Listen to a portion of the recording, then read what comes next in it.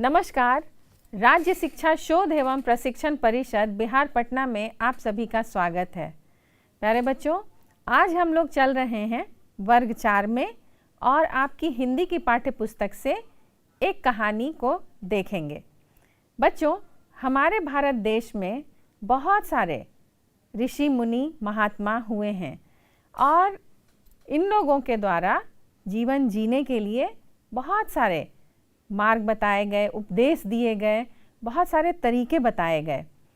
और आज की ये जो कहानी है वो ऐसे ही एक महात्मा महावीर की कहानी।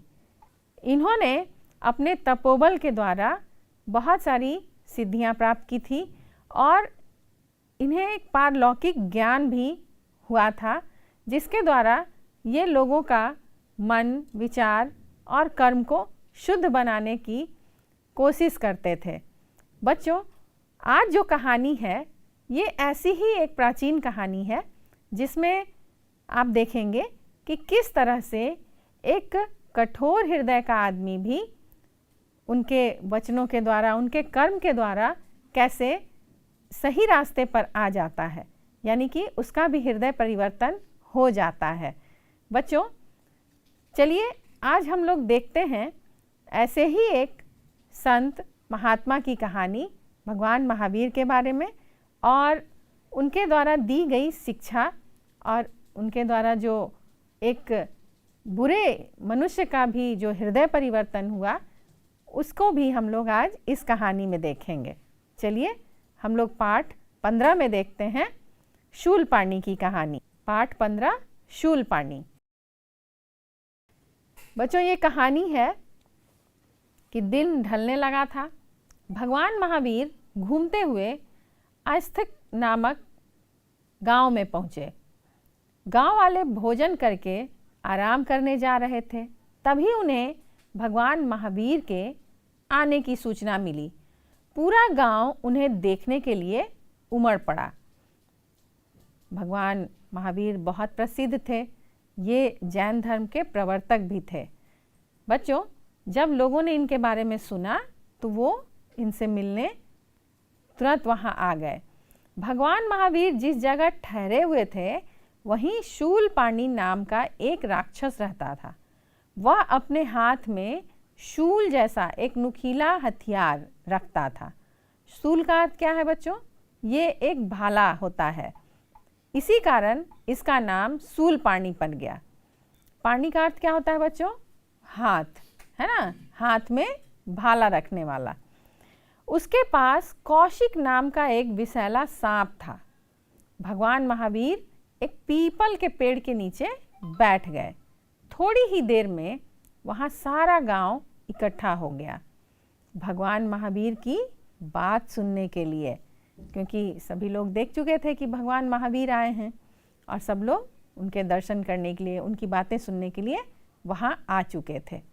चलिए देखिए, बातचीत खत्म होने पर भगवान महावीर ने लोगों से अपने अपने घर जाने के लिए कहा, पर वे अपनी जगह से हिले तक नहीं। गांव वालों ने उनसे भी गांव में चलने के लिए कहा और गांव के मुखिया बोले, प्रभु, यहाँ एक राक्षस रहता है। वह बहुत निर्दयी है। जो भी रात में इधर से गुजरता है वह उसे मार डालता है। मुखिया जी ऐसा बोल रहे थे। अब देखिए आगे। भगवान महावीर उनकी बात सुनकर मुस्कुराए और बोले, तुम मेरी चिंता मत करो, वह मेरा कुछ नहीं बिगाड़ पाएगा। इतना कहकर वे ध्यान लगाकर बैठ गए। गांव वाले दुखी मन से लौट आए। कुछ समय बाद अंधेरा हो गया। शूलपाणी बाहर से लौटा। उसने भगवान महावीर को उपवन में देखा। वह उन्हें जान से मारने की धमकी देने लगा। अब भगवान महावीर पर इसका कोई प्रभाव नहीं पड़ा। वो धमकी दे रहा था, बोल रहा था, लेकिन वो चुपचाप बैठे हुए थे। अब शूलपाणी ने कौशिक नाग से भगवान महावीर को काटने के लिए कहा। कौशिक फुफकारता हुआ भगवान महावीर की ओर जा बढ़ा। तभी भगवान महावीर ने शांत भाव से कहा, कौशिक, जरा सोचो, तुम क्या करने जा रहे हो? ऐसा करने से तुम्हें क्या मिलेगा? भगवान महावीर की बात सुनकर सांप जहाँ का तहाँ रुक गया। शूलपाणी को बहुत गुस्सा आया। वह चिल्लाया, कौशिक तुम रुक क्यों गए? अब मैं स्वयं इसे मारूंगा। देखिए फिर क्या हुआ। शूलपाणी ने अपना शूल उठाया। जैसे ही उसने भगवान महावीर पर आक्रमण करना चाहा, कौशिक नाग ने उसे ही डस लिया। अब शूलपाणी धड़ाम से जमीन पर गिर पड़ा और तड़पने लगा। उसे तड़पता देख भगवान महावीर को बहुत दुख हुआ। उन्होंने कहा, शूलपाणी घबराओ मत, मैं अभी जड़ी बूटी लाकर तुम्हारा उपचार करता हूँ। भगवान महावीर जंगल की ओर निकल गए। शूलपाणी ने तो सांप को भेजा था, लेकिन उनकी जो अलौकिक शक्तियाँ थीं वो शायद जीव जंतु भी उनकी भाषा समझ रहे थे। उन्होंने कहा कि कौशिक, मुझे डस कर तुम्हें क्या मिलेगा? क्यों तुम मुझे मारना चाहते हो? और सांप रुक गया। सांप के रुक जाने पर शूलपाणी ने सोचा कि मैं ही अब इसे मार डालता हूँ, क्योंकि उसकी तो वही वृत्ति थी, वही उसकी आदत थी, लोगों को दुखी करना, मारना। तो इस तरह से वो फिर से भगवान महावीर को मारना चाह रहा था। लेकिन क्या हुआ, सांप ने उसे ही डस लिया। अब सांप ने डस लिया तो वो छटपटाने लगा और वो गिर गया। तो ये जो भगवान महावीर थे, जो इनकी प्रवृत्ति थी दया करने की, लोगों की सेवा करने की, तो वो दुखी हो गए उसे देखकर और उन्होंने तुरंत उसके उपचार करने की सोची कि उसका उपचार कर दिया जाए, उसे ठीक कर दिया जाए। वो जंगल की ओर भागे कि जल्दी से जड़ी बूटी लाकर सांप का जो जहर है उसे उतार दिया जाए और ये ठीक हो जाए। अब देखिए फिर आगे क्या होता है। चलिए, जड़ी खोजकर जब वे लौटे तो गांव के बहुत से लोगों को वहां पाया। भगवान महावीर ने जड़ी बूटी घिसकर शूलपाणी का उपचार करना शुरू किया। कुछ ही देर में शूलपाणी स्वस्थ हो गया। वह उठकर भगवान के चरणों में गिर पड़ा और बोला, प्रभु मुझे क्षमा कर दीजिए, मुझे अपना शिष्य बना लीजिए, मैं अब किसी को नहीं सताऊंगा। बच्चों, देखा आपने कि दया जो है वो दूसरों के प्रति दया करना, वो दूसरों के हृदय को भी बदल देता है। तो भगवान महावीर ने जब उस राक्षस पर भी दया किया तो उस राक्षस ने ज़रूर सोचा होगा कि मैं तो इनका बुरा करना चाह रहा था, मैं तो इन्हें मारने जा रहा था और इन्होंने मुझे मरता देखकर मेरा उपचार किया और मुझे जीवित बचाया। तो उसे बहुत पछतावा हुआ, उसे आत्मग्लानि हुई कि नहीं, ये मैं गलत कर रहा था, और तुरंत वो उनके चरणों में गिर पड़ा और उसने उनसे कहा कि आप मुझे अपना शिष्य बना लीजिए, मैं अब इस तरह के काम नहीं करूँगा। मतलब तुरंत उसका हृदय परिवर्तन हुआ। चलिए बच्चों, आगे देखते हैं। भगवान महावीर ने उसके सिर पर हाथ फेरते हुए कहा, आज से तुम मेरे शिष्य हुए, अब दूसरों को सताना छोड़ दो। महावीर स्वामी से मिलने के बाद शूलपाणी का जीवन ही बदल गया। पहले लोगों को सताने वाला शूलपाणी अब लोगों की सहायता करने लगा। देखा बच्चों, ये राक्षस जो था वो भी, उसका भी मन हृदय परिवर्तित हो गया था। बच्चों, इस पाठ में कुछ कठिन शब्द भी थे। चलिए अब हम उन शब्दों के अर्थ जानने की कोशिश करते हैं और हम लोग देखते हैं शब्दार्थ। उपचार का क्या अर्थ होता है बच्चों? इलाज, है ना। और आक्रमण का अर्थ होता है हमला करना। शूल का अर्थ है भाला और पानी का अर्थ है हाथ। ये पीने वाला पानी नहीं है बच्चों, ये है पानी, यानी कि हाथ। तो देखिए, ये मात्रा भी अलग है और इसका उच्चारण भी अलग है। तो इस पानी का अर्थ है हाथ। चलिए अब हम लोग आगे बढ़ते हैं, कुछ अभ्यास कार्य करते हैं। इस पाठ से संबंधित जो अभ्यास कार्य हैं, आप अपनी पाठ्य पुस्तक खोलिए और देखिए कि कौन कौन से प्रश्न हैं, हम उसका भी उत्तर जानने की कोशिश करते हैं। बच्चों, सबसे पहले आपको क्या करना है कि यहाँ कुछ वाक्य दिए गए हैं जो इस पाठ से हैं, तो आप ये बताइए कि कौन सा वाक्य सही है और कौन सा गलत है। भगवान महावीर सुबह में ही आस्तिक ग्राम पहुँचे थे, और बताइए ये सही है कि गलत। राक्षस अपने हाथों में शूल नामक हथियार रखता था। आस्तिक ग्राम गंडक नदी के किनारे बसा था। क्या नदी का जिक्र हुआ है इस पाठ में? देखिए, भगवान महावीर ने वट वृक्ष के नीचे बैठकर उपदेश दिया।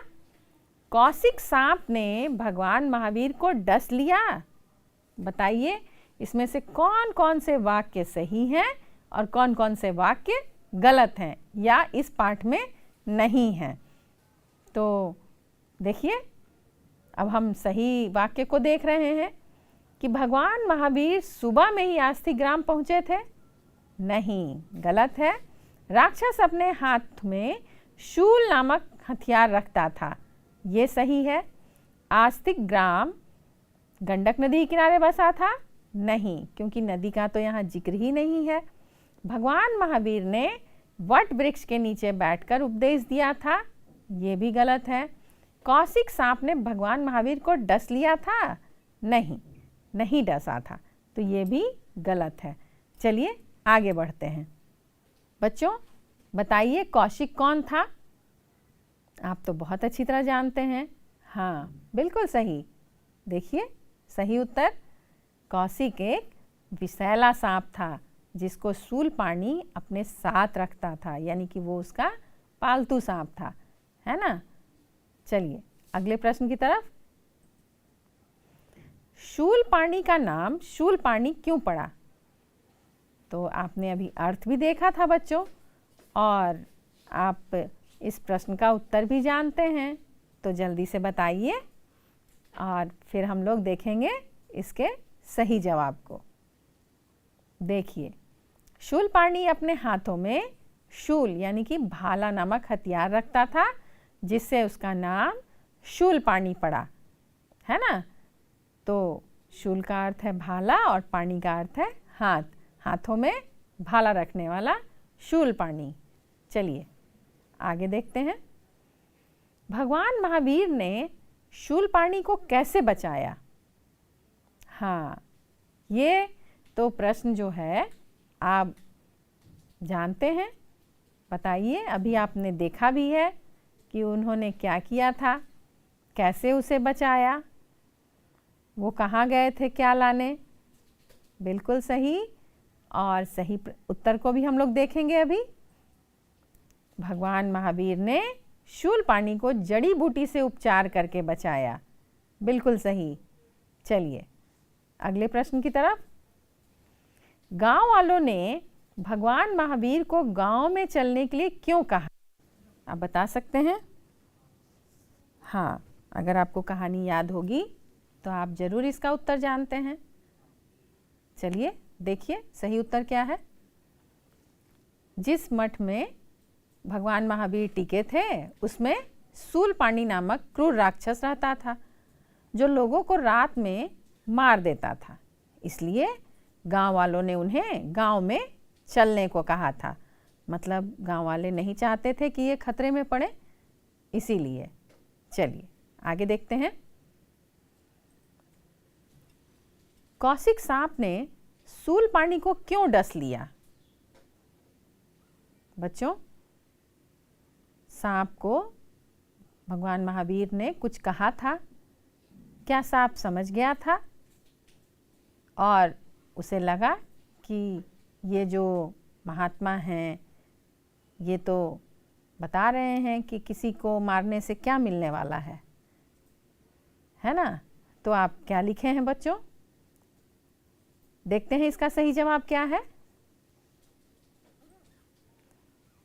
कौशिक सांप भगवान महावीर की मधुर वाणी सुनकर समझ गया था यह कोई साधारण व्यक्ति नहीं है, फिर निर्दोष को सताना भी तो नहीं चाहिए। जब सांप ने देखा कि शूलपाणी भगवान को मारने जा रहा है तो उस दुष्ट को सजा देने के लिए ही उसे काट लिया होगा। हाँ, ये है सही जवाब। चलिए अगले प्रश्न की तरफ। भगवान महावीर ने गांव वालों को क्या उपदेश दिया होगा? तो आप जानते हैं बच्चों कि भगवान महावीर सत्य और अहिंसा के पुजारी थे। वो सत्य और अहिंसा को ही अपना धर्म मानते थे। उन्होंने जितनी भी उपदेश दिए और जितने भी उन्होंने अपने वचनों को कहा, उन सभी में अहिंसा को सर्वप्रथम माना गया है और वो चाहते थे कि सब लोग आपसी भाईचारे के साथ रहें। तो उन्होंने जो उपदेश दिए होंगे वो ये रहे होंगे। देखिए, भगवान महावीर लोगों को परोपकार का, दूसरों पर दया करने का तथा पीड़ित लोगों की सेवा करने का उपदेश उन्होंने दिया होगा, क्योंकि दया से ही क्या होता है बच्चों, किसी के हृदय को परिवर्तित किया जा सकता है, जैसा कि उन्होंने शूलपाणि के साथ किया था। चलिए आगे देखते हैं। भगवान महावीर से मिलने के बाद शूलपाणि के जीवन में क्या बदलाव आया और क्यों? बताइए बच्चों कि जब आप कष्ट में होते हैं, कोई आपके लिए अच्छा करता है, तो आप उसके लिए कैसा सोचते हैं? हाँ, आप उसके प्रति अपने मन में बुरे विचार नहीं ला सकते हैं। तो चलते हैं, हम लोग देखते हैं इसका सही जवाब क्या है। भगवान महावीर से मिलने के बाद शूलपाणि लोगों को मदद करने लगा, क्योंकि उसे भगवान ने अपना शिष्य बनाकर परोपकार का सीख दिए होंगे, है ना? हाँ, तो वो तो उनका अनुयायी बन गया था। चलिए अगले प्रश्न की तरफ चलते हैं। शूलपाणि कहानी के लिए कोई 2 शीर्षक बताएं। यह भी बताइए कि आपने यह शीर्षक क्यों चुना। क्या आपके मन में इसके अलावा कोई और शीर्षक आ रहा है? तो आप लिखिए बच्चों, और हम देखते हैं कि हमने क्या लिखा है। देखिए, हमने इस कहानी के 2 और शीर्षक सोचे हैं, हो सकते थे, जैसे दया सागर और हृदय परिवर्तन। तो दया सागर हमने क्यों नाम रखा? क्योंकि भगवान महावीर ने शूलपाणि को दुखी देख वो द्रवित हो उठे और उसका उपचार और रक्षा करने के लिए उन्होंने तुरंत कोशिश शुरू कर दी। इसलिए कहा गया जा सकता है कि भगवान महावीर दया के सागर थे। हृदय परिवर्तन इसलिए रखा है हमने कि भगवान महावीर के संपर्क से क्रूर, निर्दयी, पापी और हत्या करने वाला शूलपाणि बदल गया, परोपकारी बन गया, अर्थात उसका हृदय परिवर्तित हो गया। पहले वो हत्या करता था, लोगों को दुख देता था। तो हृदय परिवर्तन भी इस पाठ का शीर्षक हो सकता था। इसी तरह आपने भी कुछ शीर्षक सोचा होगा, तो आप लिखिए और हम चलते हैं अगले प्रश्न की तरफ। बच्चों, अब यहाँ जो वाक्य दिए गए हैं वहाँ एक रंगीन शब्द है और उसी का उल्टा जो शब्द होगा, यानी उसका जो विपरीतार्थक शब्द होगा, उससे उस खाली जगह को पूरा करके आप इस वाक्य को पूरा कर सकते हैं। और ये जो वाक्य हैं आपके पाठ से ही लिए गए हैं। तो देखिए, शूलपाणि बहुत निर्दयी था, तो निर्दयी का उल्टा क्या होगा आप भरिए। और भगवान महावीर बहुत खाली जगह थे, निर्दयी का उल्टा आपको भरना है वहाँ। घर के अंदर अंधेरा था, अंधेरा जो है शब्द उसका उल्टा आपको भरना है, लेकिन बाहर खाली जगह था, इस खाली जगह में आपको अंधेरा का उल्टा शब्द भरना है। तुम इतने खाली जगह क्यों हो, शांत हो जाओ। तो शांत का खाली उल्टा जो है यहाँ खाली जगह में भरिए। शूलपाणि स्वस्थ हो गया और अब वह खाली जगह लोगों की सेवा करने लगा। स्वस्थ का जो उल्टा है वो इस खाली जगह में भरिए। बच्चों देखिए, हमने इसके सही जवाब को लिखा है। क्या आपने भी वही लिखा है? चलिए देखिए, शूलपाणि बहुत निर्दयी था और इसका निर्दयी का उल्टा है दयालु, और भगवान महावीर बहुत दयालु थे। घर के अंदर अंधेरा था लेकिन बाहर उजाला, यानी अंधेरा का उल्टा उजाला। तुम इतने अशांत क्यों हो? अशांत का उल्टा होगा बच्चों शांत। शांत हो जाओ। शूलपाणी स्वस्थ हो गया, स्वस्थ है सही, और इसका उल्टा क्या है? अस्वस्थ। और अब वह अस्वस्थ लोगों की सेवा करने लगा। इस तरह आपने उल्टे अर्थ वाले शब्दों से इस वाक्य को पूरा किया और ये अभ्यास कार्य पूर्ण हुआ। चलिए आगे देखते हैं। हो गया सर? आपने बोली है अभ्यास कार्य पूर्ण हुआ। अच्छा ठीक है, अभ्यास का पूर्ण हो गया। बच्चों आज आपने जो कहानी देखी इसमें भगवान महावीर के जीवन से संबंधित ये कहानी थी। इसी तरह की और भी बहुत सारी कहानियाँ हैं जिसे आप अन्य जगहों से पढ़ सकते हैं। बच्चों आज आपने इस कहानी में कुछ कठिन शब्द भी देखे, कुछ अभ्यास कार्य भी किए, कुछ व्याकरण वाले शब्दों को भी आपने बनाया, विपरीतार्थक शब्द। बच्चों इसी तरह से आप और भी प्रेरणादायक कहानियों को पढ़ते रहिए और ऋषि मुनियों महात्माओं से संबंधित जीवनियों को भी जरूर पढ़िए। भगवान महावीर ने एक ही उपदेश दिया जो बहुत ही ज़्यादा प्रचलित है कि जियो और जीने दो। इस सिद्धांत पर उन्होंने पूरे जीवन को चलाया। लोगों से प्रेम करना, परोपकार करना और लोगों की सेवा करना, इसे ही उन्होंने अपना धर्म समझा और लोगों को इसी का वो उपदेश देते रहे। जियो और जीने दो के सिद्धांत पर आधारित ये जो कहानी थी आपने बहुत ही ध्यान से सुनी और बहुत मज़ा आया होगा आपको। बच्चों आज की कक्षा में इतना ही। हम लोग फिर मिलेंगे एक नए विषय के साथ और बहुत सारी जानकारियों के साथ। तब तक के लिए नमस्कार।